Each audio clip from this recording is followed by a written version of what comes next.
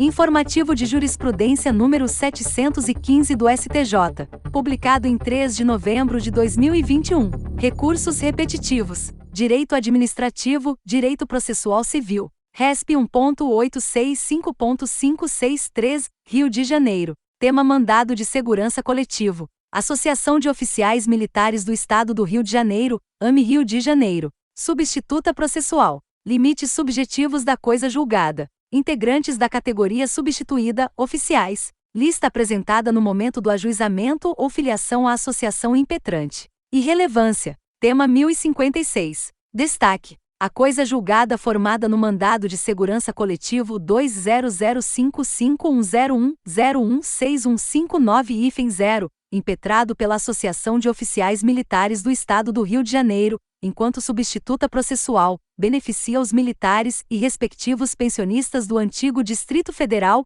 integrantes da categoria substituída, oficiais, independentemente de terem constado da lista apresentada no momento do ajuizamento do mandamus ou de serem filiados à associação impetrante. Informações do inteiro teor. Inicialmente no julgamento do ARE 12933130 RGSP, realizado sob a sistemática da repercussão geral, o Supremo Tribunal Federal reafirmou a sua jurisprudência dominante, estabelecendo a tese de que é desnecessária a autorização expressa dos associados, a relação nominal destes, bem como a comprovação de filiação prévia, para a cobrança de valores pretéritos de título judicial decorrente de mandado de segurança coletivo impetrado por entidade associativa de caráter civil. Esse, inclusive, é o teor da súmula 629 do STF.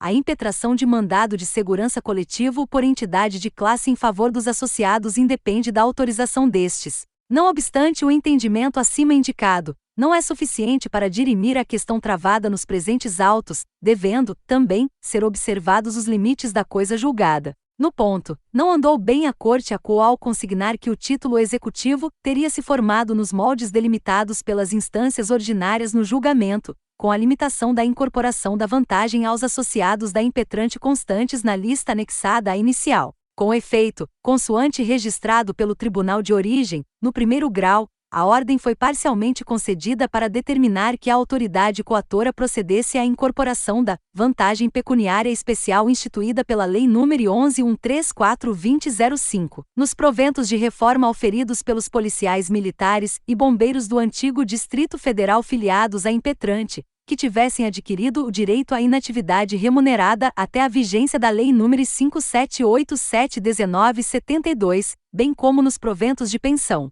instituídos pelos referidos militares e percebidos por filiados à associação autora. Em sede de apelação, a sentença foi parcialmente reformada para se reconhecer a isonomia entre os militares do Distrito Federal e os remanescentes do antigo Distrito Federal, tendo sido determinada a incorporação da vantagem em comento aos associados da impetrante. Interposto recurso especial pela União, RESP 12198-1 Rio de Janeiro, o apelo nobre foi provido e denegada a ordem. Entretanto, a terceira sessão desta Corte acolheu embargos de divergência interpostos pela Associação, para que a vantagem pecuniária especial, VPE, criada pela Lei nº 11.134 de 2005, seja estendida aos servidores do antigo Distrito Federal em razão da vinculação jurídica criada pela Lei nº 10.486 de 2002. Da simples leitura do decisum acima destacado, vê-se que, contrariamente ao explicitado pelo Tribunal de Origem, esta Corte Superior reconheceu o direito de todos os servidores do antigo Distrito Federal, não havendo qualquer limitação quanto aos associados da então impetrante nem tampouco dos constantes em lista.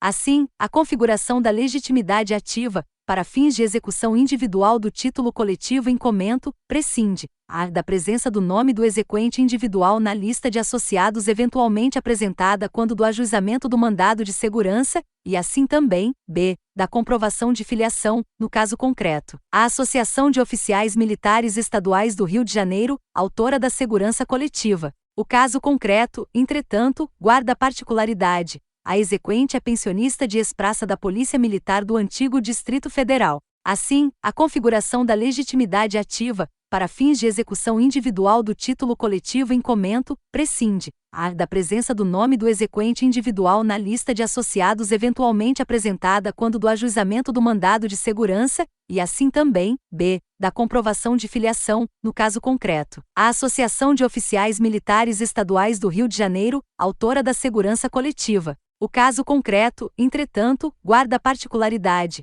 A exequente é pensionista de ex-praça da Polícia Militar do antigo Distrito Federal. Conquanto o tribunal de origem tenha utilizado fundamento equivocado quanto à limitação da coisa julgada formada no julgamento do mandado de segurança coletivo, registrou que a exequente não teria legitimidade, tendo em vista que o instituidor da pensão ostentava a condição de praça, na graduação de terceiro sargento, não podendo, portanto, ser filiado à AME Rio de Janeiro, uma vez que a associação tem por objeto apenas a defesa de interesses dos oficiais militares. Toda a fundamentação já anteriormente indicada permite uma única conclusão: a legitimidade para a execução individual do título coletivo formado em sede de mandado de segurança, caso o título executivo tenha transitado em julgado sem limitação subjetiva, lista, autorização, etc., restringe-se aos integrantes da categoria que foi efetivamente substituída. Título coletivo formado em sede de mandado de segurança, caso o título executivo tenha transitado em julgado sem limitação subjetiva, lista, autorização, etc., restringe-se aos integrantes da categoria que foi efetivamente substituída. Dessa forma, ainda que nos embargos de divergência manejados na ação originária tenha a terceira seção desta Corte acolhido o recurso para que a vantagem pecuniária especial, VPE, criada pela Lei nº 11.134 de 2005, seja estendida aos servidores do antigo Distrito Federal. A coisa julgada formada no título jamais poderia abarcar servidor militar não integrante da categoria que estava sendo substituída no processo. Direito Administrativo. RESP 1925456, SP.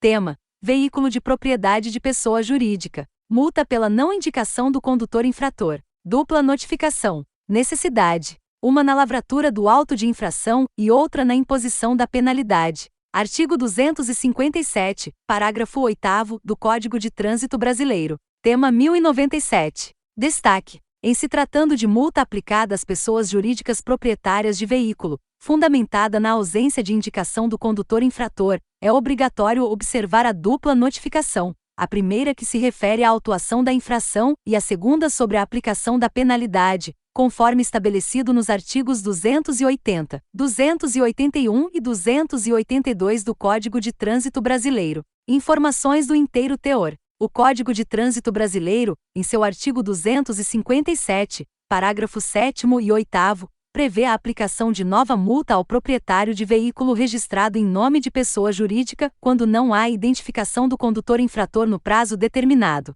Da redação da lei, verifica-se que as duas violações são autônomas em relação à necessidade de notificação da autuação e da aplicação da pena decorrente da infração, devendo ser concedido o devido prazo para a defesa em cada caso. Tratando-se de situações distintas, geradoras de infrações distintas, o direito de defesa, a ser exercido em cada uma será implementado de forma igualmente distinta. Ou seja, as teses de defesa não serão as mesmas, daí a razão para que se estabeleça uma relação processual diferenciada, para cada situação. Assim, sempre que estiver em jogo a aplicação de uma garantia, a regra de interpretação não deva ser restritiva. Ademais, sempre que nos depararmos com um gravame, penalidade ou sacrifício de direito individual, a regra de interpretação deve, de alguma forma, atender quem sofre esse tipo de consequência, quando houver alguma dúvida ou lacuna. Vêem-se exemplos dessa perspectiva no processo penal, com muita clareza, em que a dúvida beneficia o réu. Observa-se também no direito do consumidor, no do trabalho,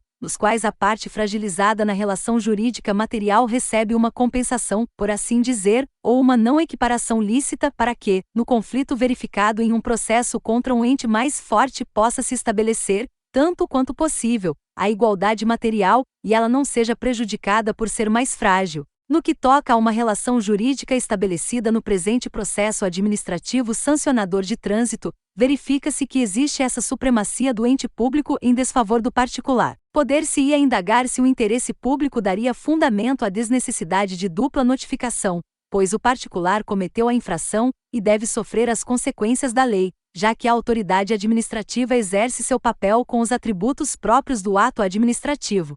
Sem dúvida, o interesse público paira sobre a controvérsia e serve de guia interpretativo. Todavia, também integra o conceito de interesse público o respeito e o correto cumprimento das garantias constitucionais, das quais o contraditório é, sem dúvida, uma das mais candentes, sobretudo em se tratando de processo sancionador. Além disso, sendo administrativa ou de trânsito a multa, não se vê razoável motivo para dela afastar a aplicação dos artigos 280, 281, 282 do CTB, os quais estão contidos na mesma lei federal que prevê tal multa, nem mesmo obstáculos que impossibilitem que uma segunda notificação seja expedida antes da imposição da penalidade, sendo incontestável que o próprio artigo 257, parágrafo 8º, do CTB determina sanção financeiramente mais grave à pessoa jurídica que não identifica o condutor no prazo. Não se trata, portanto, de fazer letra morta o texto legal, mas, ao contrário, de cumpri-lo com efetividade. Dessa forma, conforme a jurisprudência do STJ, em se tratando de multa aplicada à pessoa jurídica proprietária de veículo, fundamentada na ausência de indicação do condutor infrator, é obrigatório observar a dupla notificação, a primeira que se refere à autuação da infração e a segunda relativa à aplicação da penalidade, artigos 280, 281 e 282, todos do CTB. Direito Previdenciário, Direito Processual Civil. RESP 18248-23, Paraná. Tema: ação acidentária. Parte autora: sucumbente beneficiária da gratuidade da justiça. Isenção de ônus sucumbenciais do artigo 129, parágrafo único, da Lei nº 8.213 de 1991. Custeio de honorários periciais adiantado pelos INSS. Artigo 8º, parágrafo 2º, da Lei nº 8.620 de 1993. Responsabilidade do Estado. Dever constitucional de prestar assistência aos hipossuficientes. Tema 1044. Destaque: nas ações de acidente do trabalho, os honorários periciais, adiantado pelo INSS, constituirão despesa a cargo do Estado, nos casos em que sucumbente a parte autora, beneficiária da isenção de ônus sucumbenciais, prevista no parágrafo único do artigo 129 da Lei nº 8.213 de 1991. Informações do inteiro teor. A controvérsia cinge-se a definir a quem cabe a responsabilidade pelo custeio, em definitivo, de honorários periciais antecipados pelo INSS, na forma do artigo 8º, parágrafo 2º, da Lei nº 8.620 de 1993, nas ações de acidente do trabalho em curso na Justiça dos Estados e do Distrito Federal, nas quais a parte autora, sucumbente, é beneficiária da gratuidade de justiça, por força da isenção de custas e de verbas de sucumbência, prevista no artigo 129, parágrafo único, da Lei nº 8213/1991. Nas causas acidentárias de competência da Justiça dos Estados e do Distrito Federal, o procedimento judicial, para o autor da ação, é isento do pagamento de quaisquer custas e de verbas relativas à sucumbência, conforme a regra do artigo 129, parágrafo único, da Lei nº 8.213 de 1991. Em tais demandas, o artigo 8º,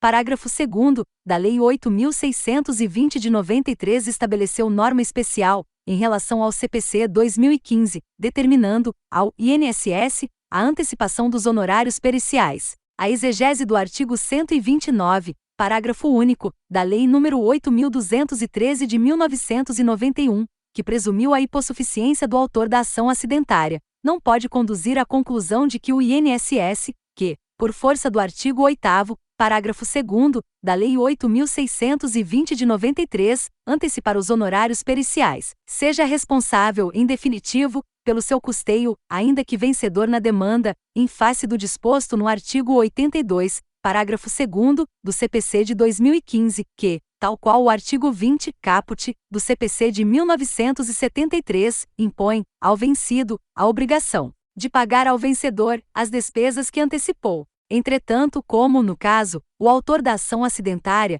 sucumbente, é beneficiário de gratuidade de justiça, sob a forma de isenção de ônus sucumbenciais de que trata o artigo 129, parágrafo único, da Lei nº 8.213 de 91, que inclui o pagamento de honorários periciais, a jurisprudência do STJ orientou-se no sentido de que, também nessa hipótese, tal ônus recai sobre o Estado, ante a sua obrigação constitucional de garantir assistência jurídica integral e gratuita aos hipossuficientes como determina o artigo 5º, inciso 74, da Constituição Federal de 88. A efetivação da garantia constitucional é responsabilidade tanto da União, quanto dos Estados e do Distrito Federal. No caso em análise, sucumbente à parte autora, a responsabilidade pelo custeio, em definitivo, dos honorários periciais, será do Estado, porquanto as ações acidentárias, além de estarem inseridas na competência da Justiça Estadual e do Distrito Federal, são isentas do pagamento de quaisquer verbas de sucumbência, independentemente da demonstração de necessidade do beneficiário, na forma do artigo 129, parágrafo único,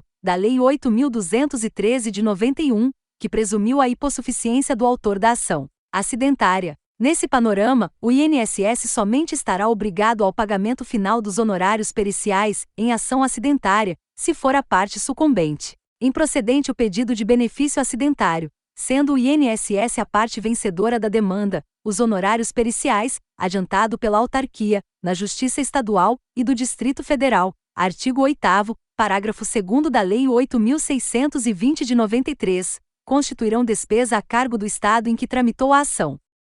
Corte Especial. Direito Processual Civil. RESP 142-4404, São Paulo. Tema agravo interno. Falta de impugnação de capítulos autônomos e ou independentes da decisão monocrática agravada. Preclusão da matéria não impugnada. Súmula 182 STJ. Inaplicabilidade. Destaque: a falta de impugnação, no agravo interno, de capítulo autônomo e ou independente da decisão monocrática que aprecia o recurso especial ou agravo em recurso especial apenas conduz à preclusão da matéria não impugnada, afastando a incidência da súmula 182 STJ. Informações do inteiro teor. Conforme a doutrina, a regra da dialeticidade, ônus do recorrente de apresentar os fundamentos de sua irresignação, constitui reflexo do princípio constitucional do contraditório e da necessária interação dialógica entre as partes e o magistrado, revelando-se como a outra face da vedação do arbítrio, pois se o juiz não pode decidir sem fundamentar, a parte não pode criticar sem explicar. Tal dever de fundamentação da pretensão de reforma do provimento jurisdicional constitui requisito extrínseco de admissibilidade dos recursos que se enquadra na exigência de regularidade formal. Nada obstante, é possível, via de regra, eleger, em consonância com o interesse recursal, quais questões jurídicas, autônomas e independentes, serão objeto da insurgência, nos termos do artigo 1002 do CPC de 2015. Assim, a doutrina preconiza que considera-se total o recurso que abrange todo o conteúdo impugnável da decisão recorrida porque toda ela pode não ser impugnável, e parcial o recurso que, por abstenção exclusiva do recorrente, não compreenda a totalidade do conteúdo impugnável da decisão. O citado dispositivo legal, aplicável a todos os recursos, somente deve ser afastado quando a expressa e específica norma em sentido contrário, tal como ocorre com o agravo contra a decisão denegatória de admissibilidade do recurso especial, tendo em vista o mandamento esculpido no artigo 253, parágrafo único, inciso 2, alínea A do RISTJ, segundo o qual compete ao relator não conhecer do agravo, que não tenha impugnado especificamente todos os fundamentos da decisão recorrida. Sobre a aludida modalidade de recurso, agravo do artigo 544 do CPC de 73, atualmente disciplinado pelo artigo 1042 do CPC de 2015, a Corte Especial fixou a orientação no sentido de ser inafastável o dever do recorrente de impugnar especificamente todos os fundamentos que levaram à inadmissão do apelo extremo, não se podendo falar na hipótese, em decisão cindível em capítulos autônomos e independentes. Como se constata, essa orientação jurisprudencial se restringe ao agravo em recurso especial, ante a inscindibilidade da conclusão exarada no juízo prévio negativo de admissibilidade do apelo extremo, não alcançando, portanto, o agravo interno no recurso especial, nem o agravo interno no agravo em recurso especial, tendo em vista a possibilidade, em tese, de a decisão singular do relator ser decomposta em capítulos, vale dizer unidades elementares e autônomas do dispositivo contido no provimento jurisdicional objeto do recurso. Segundo a doutrina, a autonomia dos capítulos da sentença, lato sensu, apresenta dois significados. 1. O da possibilidade de cada parcela do petitum ser objeto de um processo separado, sendo meramente circunstancial a junção de várias pretensões em um único processo. E 2. O da regência de cada pedido por pressupostos próprios, que não se confundem necessariamente nem por inteiro com os pressupostos dos demais. A doutrina aponta ainda a possibilidade de a decisão judicial conter capítulos independentes e capítulos dependentes. E, nessa perspectiva, destaca que a dependência entre capítulos sentenciais se configura: 1. Quando constatada a relação de prejudicialidade entre duas pretensões, de modo que o julgamento de uma delas, prejudicial, determinará o teor do julgamento da outra, prejudicada. E 2. Entre o capítulo portador do julgamento do mérito e aquele que decidiu sobre a sua admissibilidade. Diante desse contexto normativo e doutrinário, deve prevalecer a jurisprudência desta Corte no sentido de que a ausência de impugnação, no agravo interno,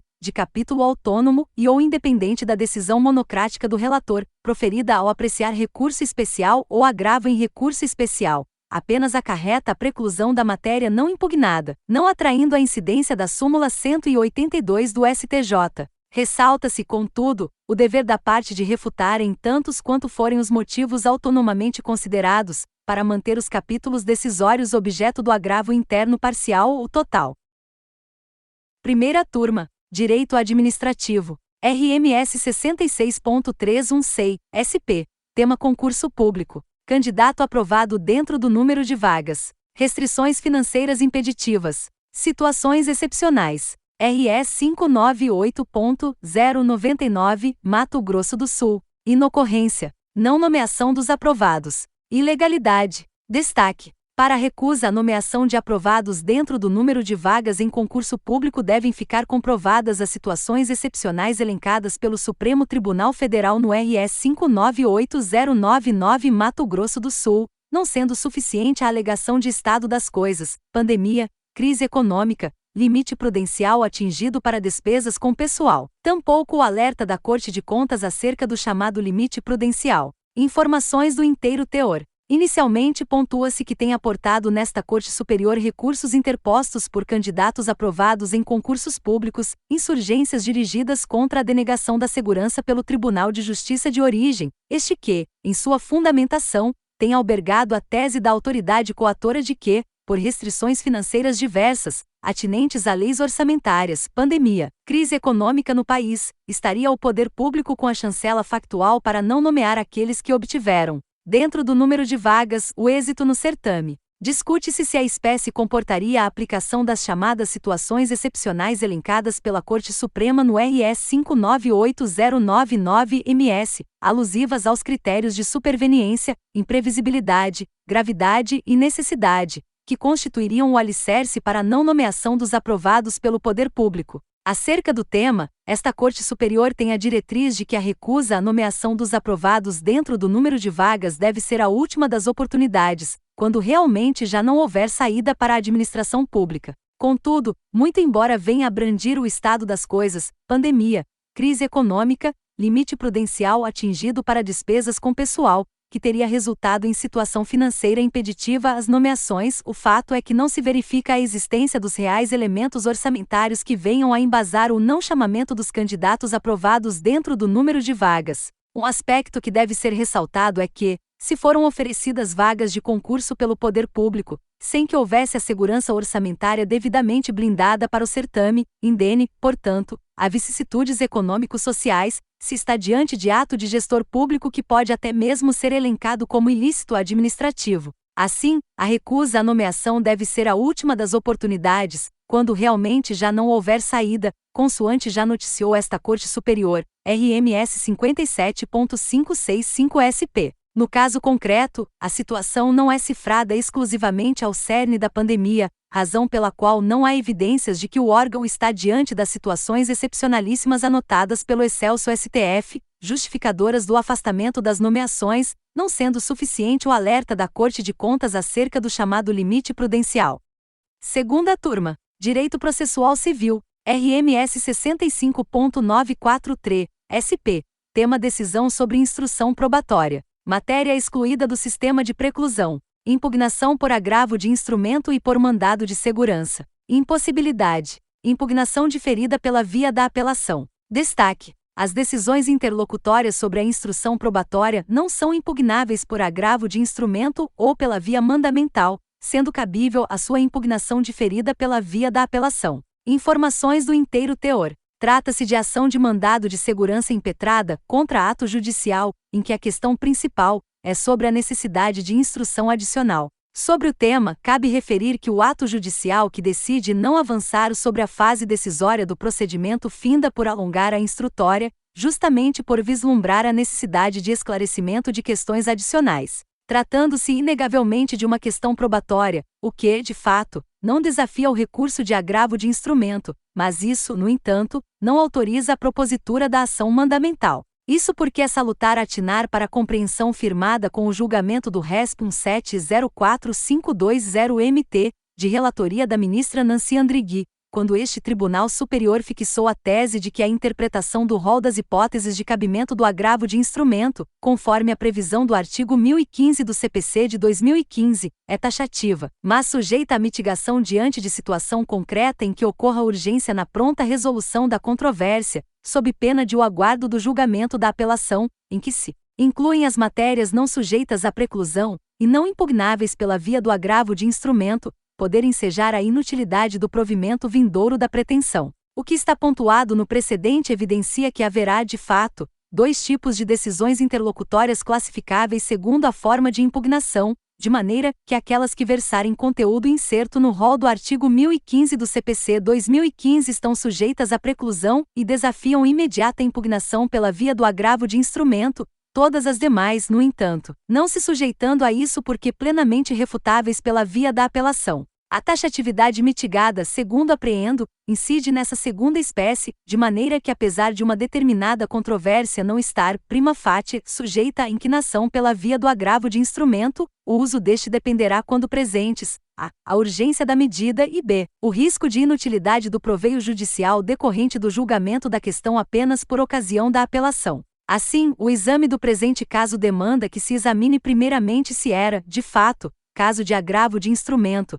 mas não parece haver subsunção à tese firmada no precedente. O caso concreto retrata uma hipótese que versa o direito à instrução probatória especificamente na ação de desapropriação por utilidade pública, a decisão de esclarecimentos adicionais partindo do próprio magistrado, destinatário dessas provas, entendendo ser necessário precaver-se para que não houvesse a liberação indevida de verba pública depositada em juízo. De certo que tal matéria não está expressamente sujeita ao agravo de instrumento tanto por ausência do rol referido no artigo 1015 do CPC 2015, quanto porque não se está diante de uma situação de urgência na medida em que as questões de direito probatório, uma vez excluídas do sistema de preclusões, podem ser debatidas por ocasião do julgamento da apelação. Assim, em linha de princípio, as questões referentes ao direito probatório parecem excluídas das matérias sujeitas à impugnação pela via do agravo de instrumento. Isso, contudo, por si não legitima a impetração da ação de mandado de segurança. Não há, como visto, decisão interlocutória irrecorrível no caso concreto. O CPC de 2015 não tornou as matérias não previstas no artigo 1015 infensas a recurso, mas apenas indicou que não seriam impugnáveis pela via do agravo de instrumento, mas sim da apelação, vez que não mais sujeitas ao regime de preclusão processual. Em se admitindo a impetração da ação de mandado de segurança, além de não se observar essa prescrição, se admitiria por via oblíqua um procedimento que o legislador do CPC de 2015 quis justamente evitar, que é a massificação de recursos, embora se trate aqui de ação, em prejuízo à razoável duração do processo. Com isso, verifica-se que as decisões sobre a instrução probatória, e, portanto, sobre o exercício do direito à ampla defesa, estão em tese imunes ao sistema de preclusão processual, e tampouco se inserem nas hipóteses do artigo 1015 do CPC de 2015, daí porque cabível a sua impugnação diferida pela via da apelação, não se aviando a ação mandamental tanto por isso quanto porque a sua impetração implicaria indireta ofensa a essa sistemática de impugnação.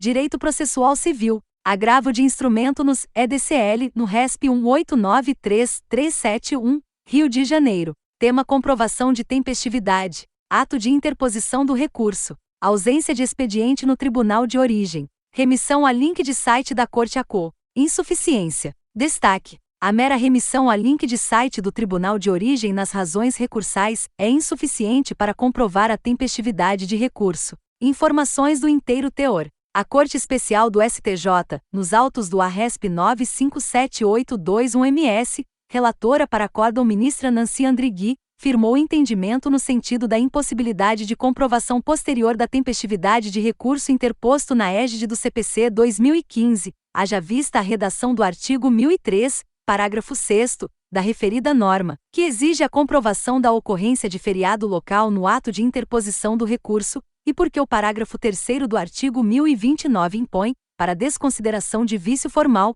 que se trate de recurso tempestivo. Impende registrar que o artigo 374, inciso 1, do CPC de 2015 não se aplica na hipótese a necessidade de comprovação do feriado local, ou mesmo da suspensão do expediente, no âmbito do Tribunal ACO, no ato da interposição do recurso, por meio de documento idôneo, foi reafirmada pela Corte Especial, em 2 de outubro de 2019, no julgamento do RESP 1813684-ISP, relator para acórdão ministro Luiz Felipe Salomão, modulando-se, todavia, os efeitos da decisão, em razão dos princípios da segurança jurídica, da proteção da confiança, da isonomia e da primazia da decisão de mérito, de modo que o entendimento firmado fosse aplicado tão somente aos recursos interpostos após a publicação do acórdão daquele apelo nobre, o que ocorrerá em 18 de novembro de 2019. Em questão de ordem de relatoria da ministra Nancy Andrighi, julgada em 3 de fevereiro de 2020, a Corte Especial do STJ reconheceu que a tese firmada por ocasião do julgamento do referido RESP 1813684-ISP, no que relativo à modulação de efeitos, é restrita ao feriado de segunda-feira de Carnaval, não se aplicando aos demais feriados locais. Ressalte-se, por fim, que a jurisprudência deste tribunal é no sentido de que a mera remissão a link de site do tribunal de origem nas razões recursais é insuficiente para comprovar a tempestividade do recurso. Terceira turma. Direito autoral, direito marcário. O RESP 1943690, SP.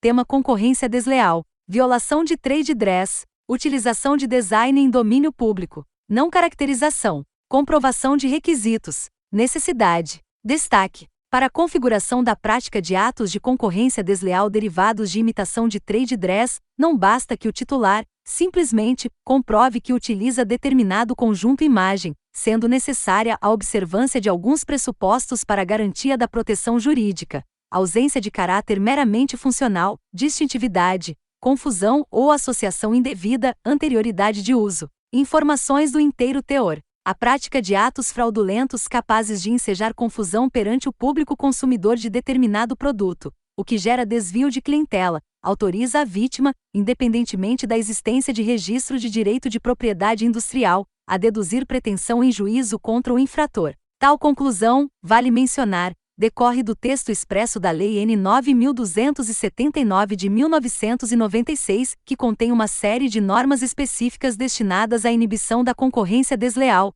tais como aquela veiculada em seu artigo 195, inciso 3, que considera crime de concorrência desleal o emprego de meio fraudulento para desvio de clientela alheia, e aquela do artigo 209, que garante ao prejudicado o direito de haver perdas e danos decorrentes de atos dessa natureza, mormente quando lesarem a reputação ou os negócios, criarem confusão entre estabelecimentos comerciais, industriais ou prestadores de serviço, ou entre os produtos e serviços postos no comércio. O que o sistema protetivo concorrencial procurar coibir, no que importa a espécie, é, portanto, o aproveitamento indevido de conjunto imagem alheio pela adoção de práticas que causem confusão entre produtos ou serviços concorrentes, resultando em prejuízo ao respectivo titular e/ou ao público consumidor. É certo, sobre o tema em questão, que, a despeito da ausência de expressa previsão no ordenamento jurídico pátrio acerca da proteção ao trade dress, é inegável que o arcabouço legal brasileiro confere amparo ao conjunto imagem, sobretudo porque sua usurpação encontra óbice na repressão da concorrência desleal,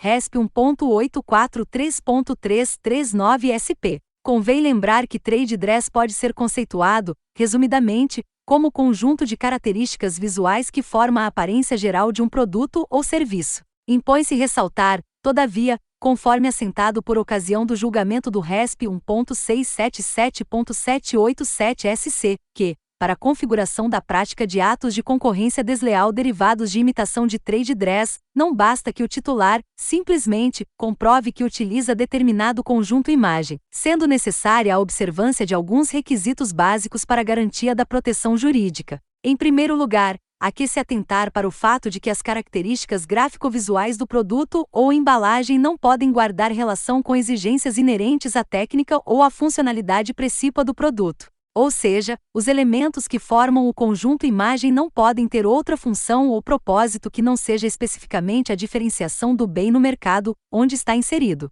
Sobre o tema, a doutrina é categórica ao afirmar que apenas tem proteção contra a concorrência ilícita os elementos não funcionais das embalagens, estejam protegidos por registro de desenho industrial ou de marca tridimensional, quando a concorrência é ilícita por ser interdita, ou sejam simplesmente objeto da criatividade concorrencial, antes ou prescindindo de qualquer registro, quando a concorrência é ilícita por ser desleal. Imprescindível, igualmente, para que se reconheça proteção ao conjunto imagem, haver possibilidade de confusão ou associação indevida entre os produtos, na medida em que configura prática anticoncorrencial a utilização de artifícios capazes de ensejar desvio de clientela. Artigo 195, inciso 3, da LPI. Outro elemento que deve estar presente para que o titular do direito possa reclamar tutela jurisdicional, além da anterioridade do uso do conjunto imagem, é sua distintividade frente aos concorrentes que é, conforme defende a doutrina, o escopo de proteção conferido ao trade dress é diretamente proporcional ao seu grau de distintividade.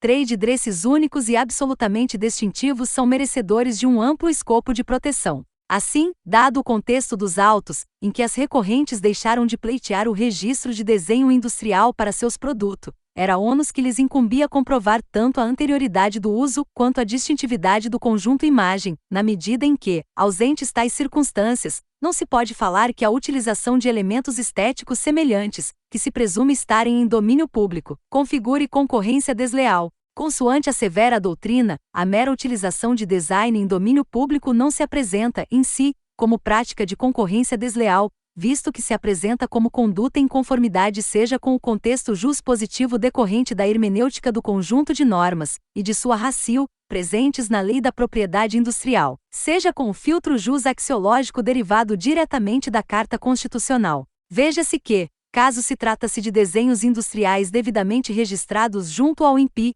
o exame acerca da novidade e da originalidade dos elementos visuais do produto constituiria etapa prévia e necessária para a concessão do título respectivo, arts. 95 a 97 da LPI, sem as quais o registro não seria conferido e, por consequência, não se poderia falar em exclusividade de uso. Desse modo, a fim de não conferir maior proteção àqueles que optam por deixar de trilhar o caminho apontado pelo ordenamento jurídico para alcançar o amparo de seus direitos de propriedade industrial, registro perante o INPI, é imperioso que o ônus probatório acerca da anterioridade de uso e da distintividade do conjunto imagem recaia sobre aquele que reclama a tutela jurisdicional, na medida em que se trata de fatos constitutivos do direito reclamado. De se notar que o mesmo raciocínio, mutatis mutandis, é empregado quando se trata de invocação de tutela fundada em direito autoral, pois incumbe àquele que invoca a proteção o ônus de demonstrar, exceto no caso de haver identificação na própria obra, na forma do artigo 12 da LDA, tanto que é ele, de fato, o criador da obra artística, ou que a ele foram transferidos os direitos correlatos, como que se trata de criação dotada de originalidade. Direito Civil, Direito Autoral, Direito Marcário. RESP 1943690, SP. Tema: Propriedade Intelectual e Concorrência Desleal. Indústria da Moda. Peças de vestuário íntimo feminino. Direito Autoral. Incidência da Lei N. 961/019/98. Possibilidade. Destaque: eventuais elementos que integram a chamada indústria da moda, como o desenho de bordados, rendas ou estampas, podem se sujeitar à tutela da Lei nº 9.610 de 1998, quando configurarem uma exteriorização de determinada expressão intelectual. Informações do inteiro teor. O artigo 7º da Lei nº 9.610 de 98 assegura proteção contra uso não autorizado às criações do espírito expressas por qualquer meio ou fixadas em qualquer suporte, tangível ou intangível, conhecido ou que se invente no futuro. As exceções à tutela legal constam do artigo 8º da lei precitada, que, restringindo o âmbito de atuação do diploma normativo, elenca diversas hipóteses que não comportam amparo. De se notar que, enquanto o artigo 7º da Lei de Direitos Autorais veicula um rol exemplificativo de obras protegidas, o que se depreende do uso da expressão, tais como, ao final do caput do mencionado dispositivo legal, o subsequente artigo 8º traz as correspondentes exceções em rol taxativo. Desse modo, ainda que certas obras intelectuais não constem expressamente dos incisos do artigo 7º da LDA, basta, em linhas gerais, que se trate de criação do espírito, e que não integrem qualquer das exceções do artigo 8º, para que incidam sobre elas os ditames protetivos da lei em destaque. Isto é, qualquer criação que configure uma exteriorização de determinada expressão intelectual, com ideia e forma concretizadas pelo autor de modo original, é passível de proteção pelo direito autoral. No que concerne à espécie, de se notar que, dentre as hipóteses elencadas no artigo 8º da LDA, não foram incluídos, especificamente, designs de estampas de roupas como exceção à regra protetiva, de modo que não podem ser, de antemão, excluídos do amparo legal. Portanto, o fato de os produtos fabricados estarem inseridos na chamada indústria da moda, não autoriza, por si só, a conclusão de que eventuais elementos que os integram, como o desenho de bordados, rendas ou estampas, não estejam sujeitos à tutela da Lei nº 9.610 de 98. Isso porque, conforme bem observa a doutrina, se incluem no âmbito do direito de autor todas as obras que, por si, realizam finalidades estéticas, independentemente de serem ou não utilizadas com fins industriais. Assevera a doutrina que, ao tratar da diferença entre obras estéticas, passíveis de proteção pelo direito autoral, e meramente utilitárias, não protegidas pela LDA, que, enquanto as primeiras possuem valor estético autônomo, independentemente de sua origem, de sua destinação ou de uso efetivo, uma vez que o atributo se encerra em si mesmo, nas próprias formas criadas. As segundas têm por objetivo tão somente a consecução de utilidades materiais diretas, apresentando apenas função prática. A hipótese dos autos, em realidade, versa sobre suposta violação das assim denominadas obras de arte aplicada, que se definem por serem uma criação intelectual que combina, ao mesmo tempo, caráter estético e conotação utilitária, servindo para fins comerciais ou industriais. Diante desse panorama, tem-se por viável, em tese, a invocação das normas de direito autoral para a tutela das criações intelectuais. Quarta turma. Direito Civil e Processual Civil, Direito Empresarial, Direito Agrário. RESP 14506-67 Paraná. Tema Cédula de Produto Rural Financeira. Índice de preços do resgate e instituição responsável pela apuração. Ausência de indicação. Nulidade. Inocorrência. Presença dos referências para clara identificação do preço. Art. 4A, inciso 1, da Lei nº 8.929 de 1994. Validade. Destaque. É válida a cédula de produtor rural financeira que não contém a indicação do índice de preços a ser utilizado no resgate do título e da instituição responsável por sua apuração ou divulgação,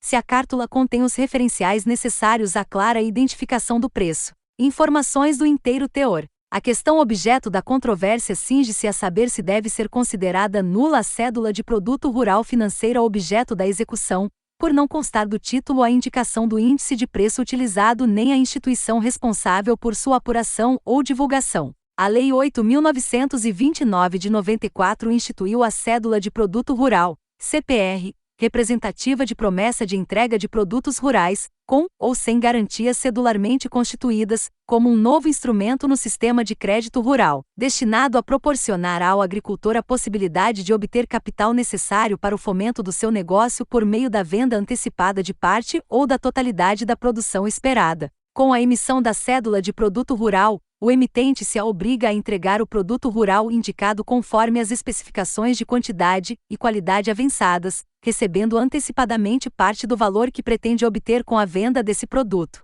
Conforme destaca a doutrina, a nova legislação criou, assim, um interessante tipo de ativo financeiro, negociável nos mercados de bolsa e de balcão, cujo pagamento não está atrelado à moeda, mas à entrega de produtos rurais de qualquer espécie. Essa negociabilidade ampla deve servir como estímulo à difusão da CPR como título de financiamento de atividades rurais. A medida provisória número 2017 de 2000, posteriormente convertida na Lei 10.200 de 2000, alterou a norma mencionada, criando uma nova modalidade de cédula de produto rural, a cédula de produto rural financeira. Essa nova variante, prevista no artigo 4A, que foi acrescido ao texto da Lei 8.929 de 1994, trouxe como principal inovação a possibilidade de liquidação do título com o pagamento em dinheiro do valor correspondente ao produto, nos termos previstos na cártula, ao invés da entrega in natura do produto rural nela indicado. Não há dúvidas de que a cédula de produtor rural financeira somente constitui título executivo, nos termos no artigo 4A da Lei 8.929 de 94, se nela estiverem contidos os requisitos ali exigidos, entre eles a clara identificação do preço ou as especificações que propiciem a apuração do valor do produto na data avançada para o resgate.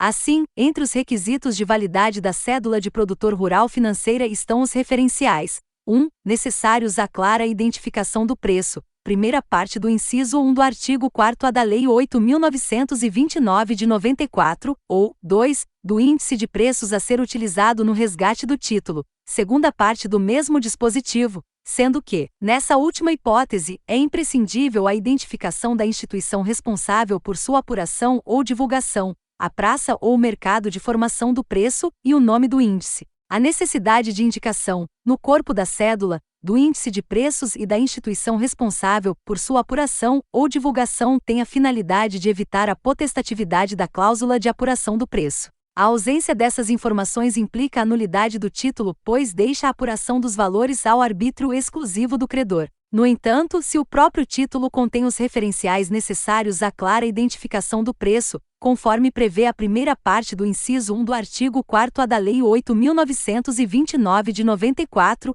o devedor fica ciente, desde o momento da contratação, do valor que pagará ao final, tornando desnecessárias as referidas informações complementares. Portanto, não é nula a cédula de produtor rural financeira que não contém a indicação do índice de preços a ser utilizado no resgate do título e da instituição responsável por sua apuração ou divulgação, se a cártula prevê sua futura liquidação, na data de vencimento pactuada, por valor certo, obtido a partir da multiplicação da quantidade de produto nela previsto e do preço unitário do produto nela indicado, conforme o padrão e a safra a que se refere, pois o título contém os referenciais necessários à clara identificação do preço, conforme exige a primeira parte do inciso 1 do artigo 4A da Lei 8.929 de 94.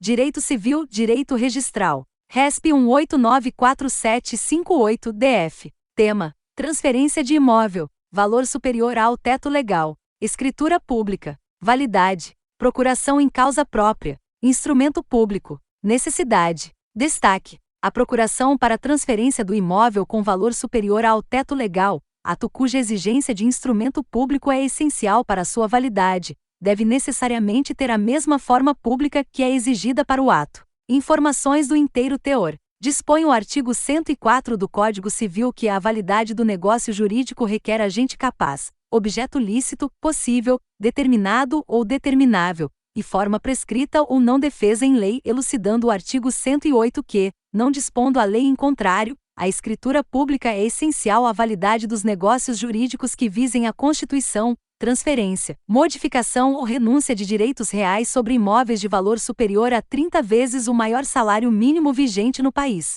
Já no artigo 166 a lei esclarece que é nulo o negócio jurídico quando não revestir a forma prescrita em lei e ou for preterida alguma solenidade que a lei considere essencial para a sua validade.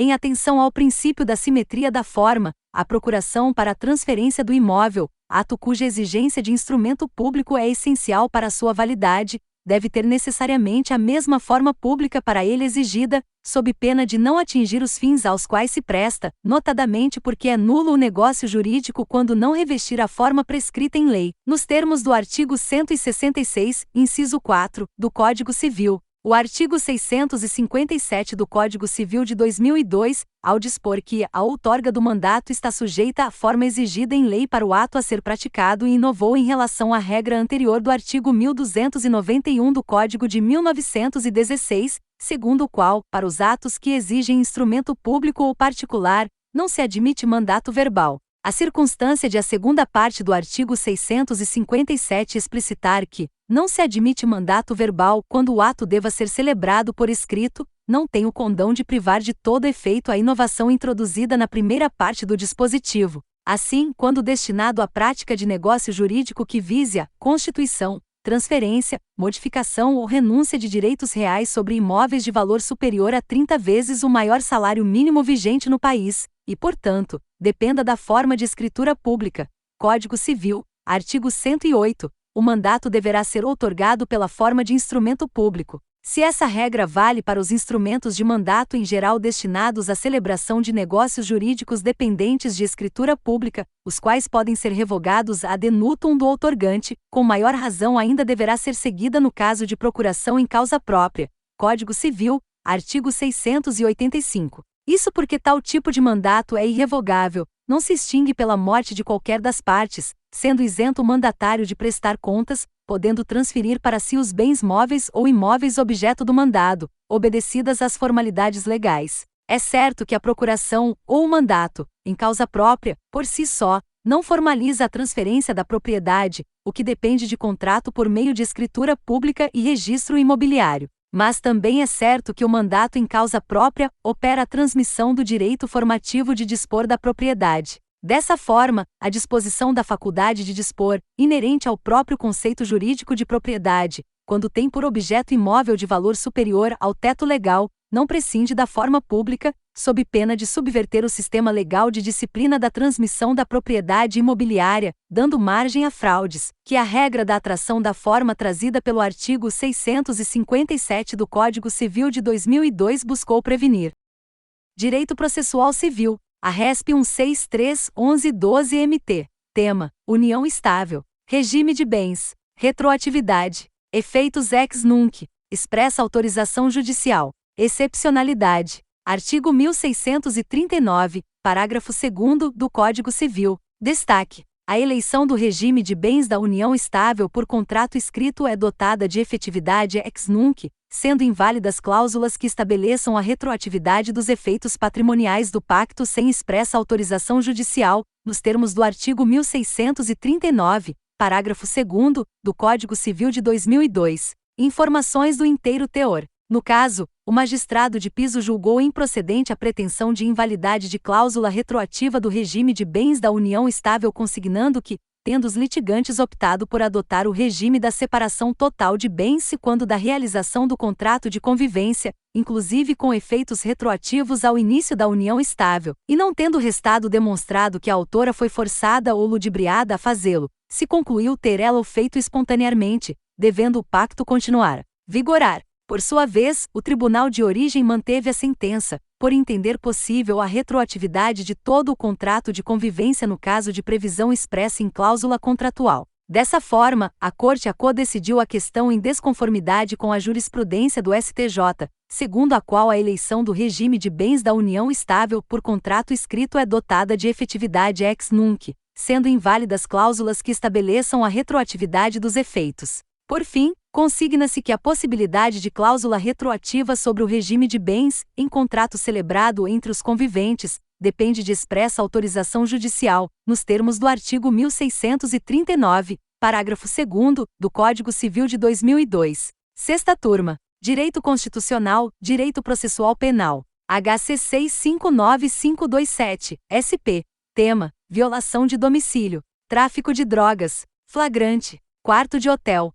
asilo inviolável, morada não permanente, estándar probatório diferenciado, presença de fundadas razões, necessidade. Destaque: é lícita a entrada de policiais, sem autorização judicial, e sem o consentimento do hóspede, em quarto de hotel não utilizado como morada permanente, desde que presentes as fundadas razões que sinalizem a ocorrência de crime e hipótese de flagrante delito. Informações do inteiro teor. O quarto de hotel constitui espaço privado que, segundo o entendimento do Supremo Tribunal Federal, é qualificado juridicamente como casa, desde que ocupado, para fins de tutela constitucional da inviolabilidade domiciliar. Embora a jurisprudência tenha caminhado no sentido de que as autoridades podem ingressar em domicílio, sem o consentimento do morador, em hipóteses de flagrante delito de crime permanente, de que é exemplo o tráfico de droga, ao julgar o RESP 1574681-RS, a sexta turma do STJ decidiu, à unanimidade, que não se há de admitir que a mera constatação de situação de flagrância, posterior ao ingresso, justifique a medida.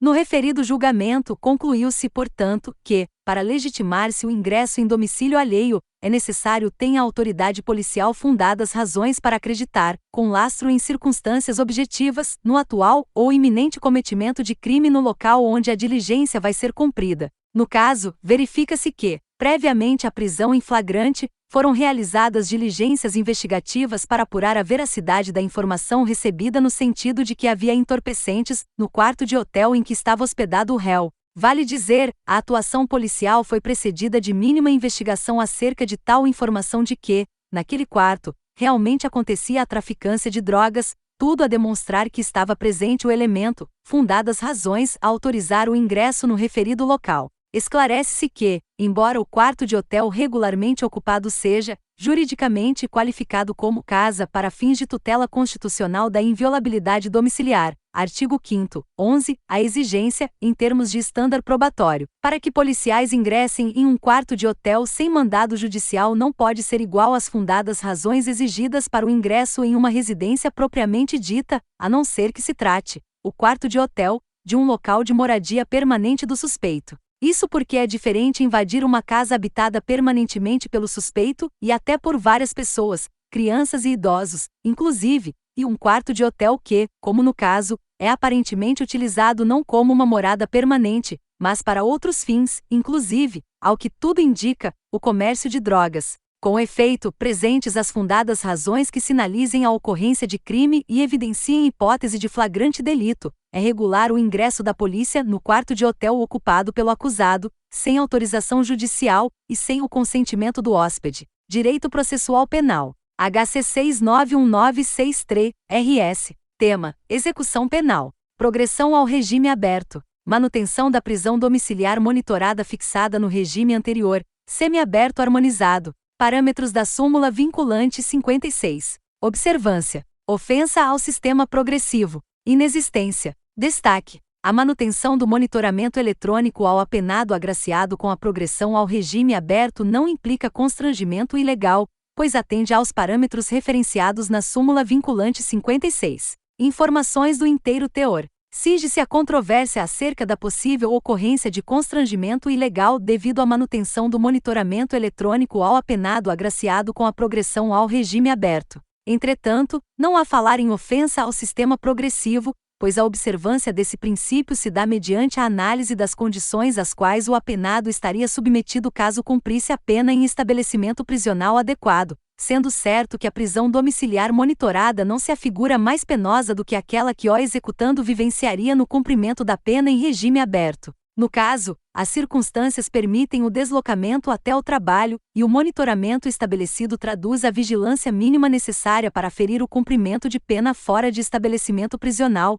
não constituindo meio físico apto a impedir a fuga do apenado, razão pela qual não destoa dos parâmetros estabelecidos para o cumprimento da pena em casa de albergado. Ao contrário, não há dúvida de que é mais benéfico, já que permite usufruir de um conforto maior do que experimentaria no interior de estabelecimento prisional. Por fim, cumpre rememorar que se a solução jurídica estabelecida no julgamento do Receis 41320-IRS e replicada na súmula vinculante 56 STF buscou, de um lado, evitar o excesso na execução, de outro, acabou por equiparar, em muitos casos, as condições de cumprimento da pena em regime semiaberto e aberto, consequência essa inarredável. Direito Processual Penal. RMS 47.680-RR. Tema: recusa do advogado a oferecer as alegações finais. Forma ilegítima de impugnar as decisões judiciais. Acerto da decisão que oportuniza a parte indicar novo advogado ou que provoca a defensoria pública.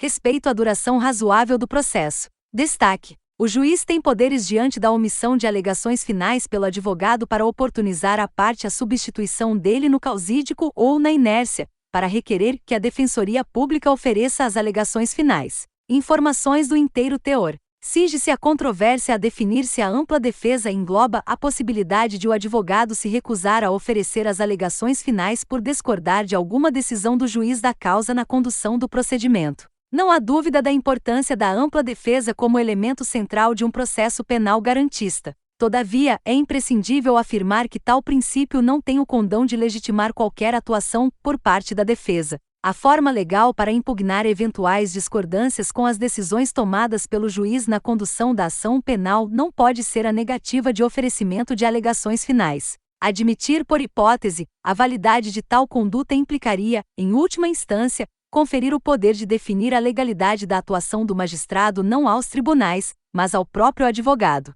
Ademais, não se deve admitir a violação da duração razoável do processo, direito fundamental que não pode ficar dependente de um juízo de oportunidade, conveniência e legalidade das partes de quando e como devem oferecer alegações finais. A recalcitrância da negativa de oferecer alegações finais obriga o magistrado a adotar a providência de nomeação de um defensor ad hoc ou até mesmo a destituição do causídico. Dessa forma, não há que se falar em ilegalidade ou abuso de poder, mas, sim, em adoção de medidas legítimas para resguardar a duração razoável do processo e o poder do juiz para conduzi-lo. Se inscreva no canal e ative o sininho para receber nosso conteúdo sempre de primeira mão. Compartilhe e curta bastante. Bons estudos!